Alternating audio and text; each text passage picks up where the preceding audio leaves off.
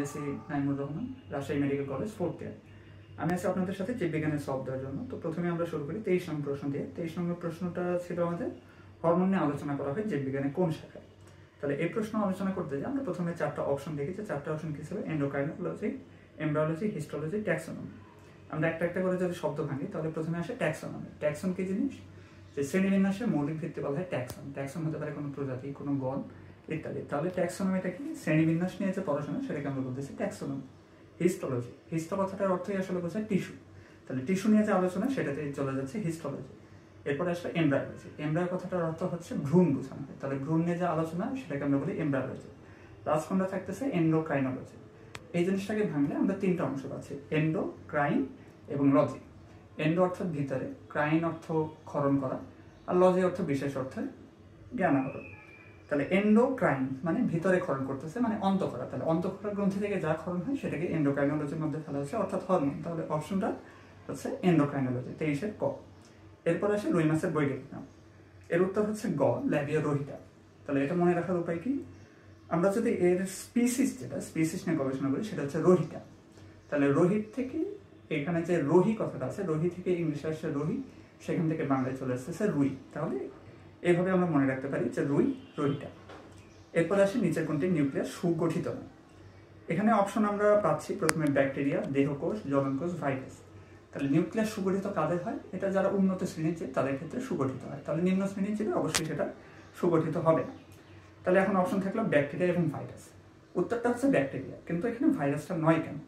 তার কারণ ভাইরাসের পূর্ণগঠিত কোনো নিউক্লিয়াসই নাই, সেখানে শুধুমাত্র তার কিছু বংশগতির ধারণ করার জন্য ডিএনএর কিছু ধারক থাকে, যেটা হতে পারে প্লাজমিড অথবা ক্রোমোজোম। সেখানে পূর্ণাঙ্গ অর্থে কোনো ধরনের নিউক্লিয়াসই নাই, তাই এখানে অপশনটা শুধুমাত্র হয়ে যাচ্ছে ব্যাকটেরিয়া। এরপর আসে কোনটি প্রাণী কোষের বৈশিষ্ট্য, 26 নম্বর প্রশ্ন। এর অপশন হচ্ছে গ, সেন্ট্রিওল।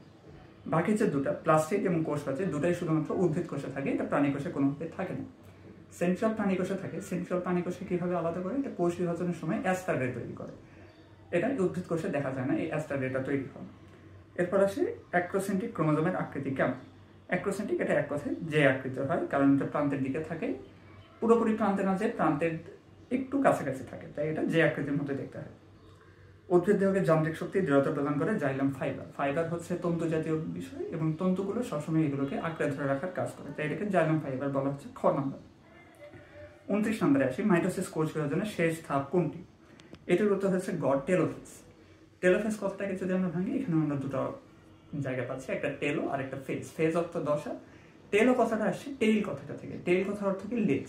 তাহলে যেটা একদম শেষের দিকে বা পেছনের দিকে থাকে সেটাকে আমরা টেলোফেজ বলতে পারি, এবং শেষের দিকে হবে যেটা সেটাই টেলোফেজ, এবং মাইটোসিস কোষ বিভাজনে এটাই হবে শেষ ধাপ। নিচের কোনটি ভুট্টা উদ্ভিদ? এটা ঘ, সবগুলো। সবাদ শ্বসন প্রক্রিয়ায় 1 মোল গ্লুকোজ ভেঙে কতটি কার্বন ডাই অক্সাইড তৈরি হয়? যেটা 21 নম্বর প্রশ্ন। আমরা জানি যে সবাদ শ্বসন যখন হয় সেখানে যা আমরা সাবস্ট্রেট হিসেবে নেব, সাবস্ট্রেট থেকে আমাদের যে প্রোডাক্ট আসবে, প্রোডাক্টে ততগুলো সাবস্ট্রেটে যতগুলো কার্বন থাকবে প্রোডাক্টে ততগুলো কার্বন ডাই অক্সাইড আসবে। তাহলে এখানে আমাদের সাবস্ট্রেট কি? গ্লুকোজ। গ্লুকোজের 6টা কার্বন থাকে, 6টা কার্বন ভেঙে এখানে 6টা কার্বন ডাই অক্সাইড উৎপন্ন হচ্ছে, তার মানে অপশন কি? অপশন ঘ। লাস্ট আসে সবাদ শ্বসন প্রক্রিয়া কত অণু এটিপি তৈরি হয়? আমি জানি এখানে আপনাদের অনেকেরই হয়তো সমস্যা হবে, যে হয়তো অনেকেই দাগিয়েছেন 36 অণু এটিপি। 36 অণু এটিপিটা হলো এখানে নিট উৎপাদন, কিন্তু মূলত এখানে উৎপাদনটা হবে 38 অণু এটিপি, যার মধ্যে 2 অণু এটিপি খরচ হয়ে যায়, তাই শেষ পর্যন্ত আমরা পাই 36 অণু এটিপি, কিন্তু আমাদের উৎপাদন হচ্ছে কত? গ নাম্বার, 38 অণু এটিপি। ধন্যবাদ।